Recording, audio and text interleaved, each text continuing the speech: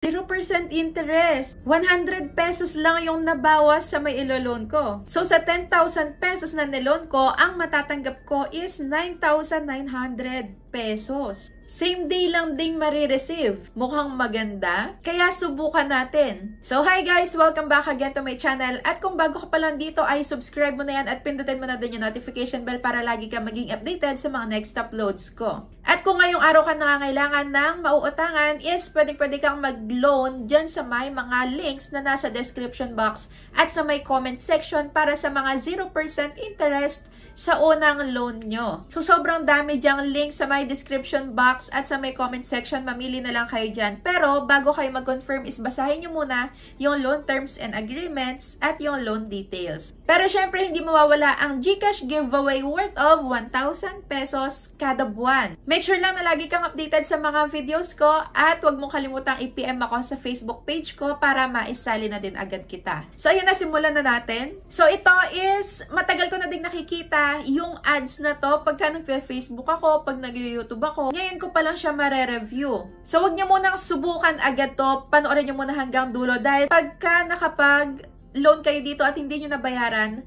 nangaharas kaya sila? Nagpo-post kaya sila sa may Facebook? Nag-go home visit kaya sila sa bahay nyo? So, lahat ng yan is sasagutin ko hanggang dulo. Kaya panoorin nyo to at samahan nyo akong reviewin to.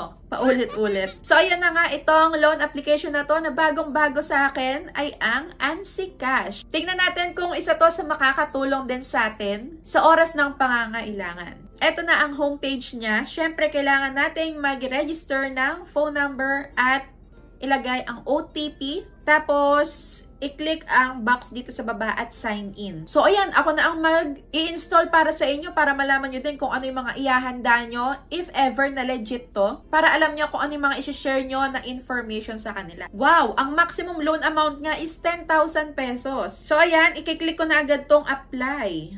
At eto na yung lumabas. So, syempre, personal information. Okay, nagsimula sila agad sa may address mo, province, city of residence, may pamimilian lang kayo dyan. Basta may araw na ganyan, pagka kayo ay baguhan pa lang na maglo-loan, may pamimilian dyan. So, ayan, residential address, itatype mo lang. Tapos, yung postal code, kailangan alam nyo. Kung hindi nyo naman alam, is i-search nyo yung postal code ng lugar nyo. So, next is education level. Ano yung natapos mo? Tapos, marital status, kung single ka or married. Number ng children, kung ilan ay anak mo. Tapos, living conditions, kung ikaw ay nakatira pa sa mga magulang mo or sarili mong bahayan or nirerentahan. So, ayun, next na agad, work information. So, mukhang mabilis tayong makakayari dito. Ayan.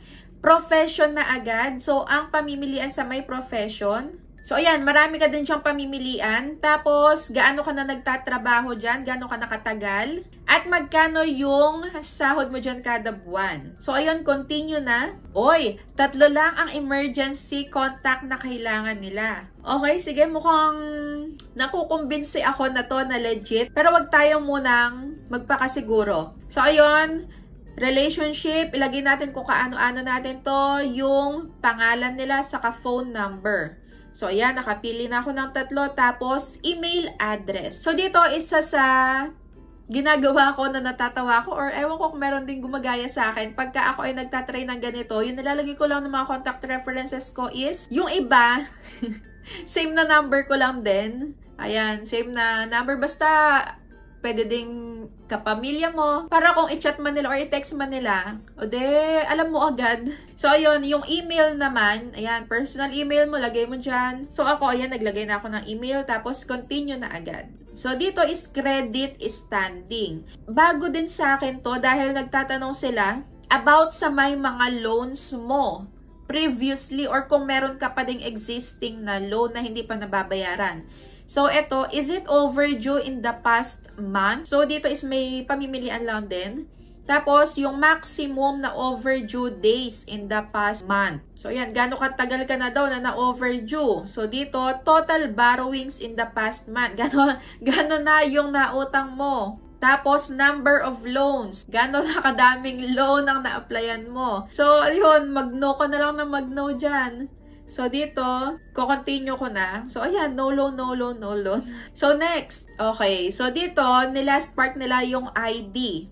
Okay. So, yung ID naman, ang pamimilian is UMID, National ID, SSS, TIN, Passport, Driving License, Postal ID, at Voters ID. So, yun, kailangan is hawak mo yung ID mo, tapos pipicturean mo yan, yung harapan. At ilagay mo yung first name mo, middle, last name, at ID number. So, ayan, nalagay ko na yung lahat. So, sa ibaba, merong note na, if the information is wrong, please take a photo again and upload the front of the ID card. So, ayun. So, dito is nag-o-automatic pala yung first, middle, last name, saka ID number. At next is face identification na. Ayan. So, kailangan is itapat mo lang yung mukha mo dito sa may shape na to. At mabilis lang din naman. Kaya, ayun. Continue na. So, dito is, saan nga ba natin marireceive yung ilo-loan natin? Meron silang pamimilian na bank information. Bank information lang? Ayun. Okay, sige. So, dito yung name, account type. Akala ko, bank lang kasi no na ako dito. Ayan, meron siya pamimilian na e-wallet. Syempre, yun naman yung karamihan meron sa atin, di ba? So, ayun, bank name, saka bank account. Ayan, kung GCash pipiliin mo, de yung number ng GCash mo ilagay mo. So, dito pwedeng GCash, PayMaya, GrabPay, saka OmniPay. At eto na ang pinaka-inaantay natin. Ang loan details. So, dito is napaka-promising ng mga pinapakita nila. Sige, share ko sa inyo. Ayan. Yung loan term is 90 days. So, 3 months yun. Nakakatuwa naman. Yung service fee na mababawas sa may 10,000 pesos is 100 pesos. Tapos, ang interest is 810. So, okay ha, ang baba. Tapos, ang amount na makikredit or matatanggap natin is 9,900. At ang date ng application, ayan, January 24. Tapos, ang due date is April 23. O, diba? Sige, natutuwa ako. Sana ay ma-aprobahan ako para ma-share ko sa inyo kung totoo ba. Ayan. So, dito is, tingnan ko muna yung terms of the loan. Kasi bago ako mag-apply, yun muna yung kiniklik ko at binubusisi ko. So, ito ang nakita ko sa terms of the loan nila. So, dito nga is, ang pwede daw mag-loan is 18 to 60 years old, may 1 ID, may stable income, at ano ang makukuha. So, cash loan na 1,000 up to 20 or 200, 20,000 pesos. Ayan, yung loan term is 91 up to 180 days. Kaya pala 90 days agad kanina kasi yun yung parang pinaka-minimum nila kung kailan babayaran. O sige, tapos ang interest is 34% na annually. Transaction fee is 0 at service fee is 10 to 400 pesos. Pero hindi ito ang hinahanap ko. Ang hinahanap ko is yung actual loan details. So, nag-scroll ako hanggang sa baba at wala akong nakita. So, yung nandito sa may terms of the loan nila is kung ano-ano lang. Pero wala yung pinaka-loan details mo na napagkasunduan nyo. So, wala dito. At eto na ngayon yung nakalagay. Ayan, successful na. Tapos na yung pag-apply natin. At under review na ang nakalagay. Ganun pa din yung nando sa may loan term, 90 days. Ang makikredit sa akin is 9,900 at ang service fee na mababawas is 100 pesos. At 0% nga. 0 pa din. Okay, sige. So, sana is maaprubahan ako. Ayan. So, confirm na. So, ayan, sa may homepage, nakalagay under review.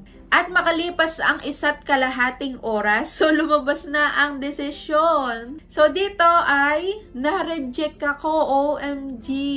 Pero hindi ako makakapayag na ganito lang. So, magsisearch pa ako ng mga dahilan or ng mga na-experience din ng ibang users dito sa pag-a-apply sa may ANSI Cash. Dahil I'm sure naman na maraming na-approve dito. Pero ako, bakit? So, ayun, nag-search nga ako. At kung nagpo-post ba to sa my Facebook or nang haharas. So, eto na. At napagkaalaman ko nga na wala pa ang due date ay nanghaharas na tong si ANSI Cash.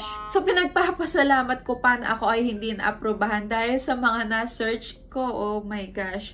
So, ayun. Sabi niya dito, "Good day, this is from Ansi Cash. Kung binabaliwala mo tong utang mo at yung message namin ay lahat ng contacts mo ay sisingilin ko at ipopost ko yung picture nyo sa may Facebook." So, sa lahat ng page sa Facebook, kapag di ka nakipag-cooperate at di kayo magbayad ng inutang nyo, pasensyahan na lang tayo, magkita na lang tayo sa inyong bahay. So, ayun, nangaharas si Ansi Cash. So, ayun, wala pang due.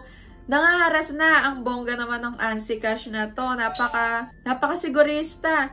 At eto na nga. Totoo nga bang 3 buwan? So, eto, hindi daw totoo dahil nung nanghiram siya ng 1.5, ang ibinigay lang sa kanya is 800 plus lang. Tingnan mo nga naman. So, hindi daw niya alam na ganun kaliit ang ibibigay na credit ni Ansi Cash. So, hindi totoo yung pinapakita nila doon. Nakakaloka tong si Ansi Cash, kaya big no ako dito. At yung isa naman, nag-loan ng 4,000. Ang nakuha lang niya is 2,000 plus. Kaya okay na okay ako hindi ako na-aprobahan dito. So, kayo din, alam nyo na kung anong kailangan gawin. Pagka ganitong nag-o-auto na hindi mo naman alam kung magkano talaga yung pinaka ibibigay sa yung loan tapos mapupunta na agad sa may e-wallet or bank na pinili mo, this is super big no ako dito. At kayo din, wag nyong itatry to kung ayaw nyo sumakit yung ulo nyo. So pagka may nakita kayong ganitong mga super laki na haras, pwede nyo tong i-report sa may SEC at pwede kayong submit ng review dyan sa may loan application nila sa may Google Play Store. So, ayun lang. Kung meron pa kayong experience dito sa may Ansi Cash is i-comment nyo dyan sa may comment section para malaman ko din at malaman din ng mga ibang makakapanood na to. So, ayun lang. Thank you for watching.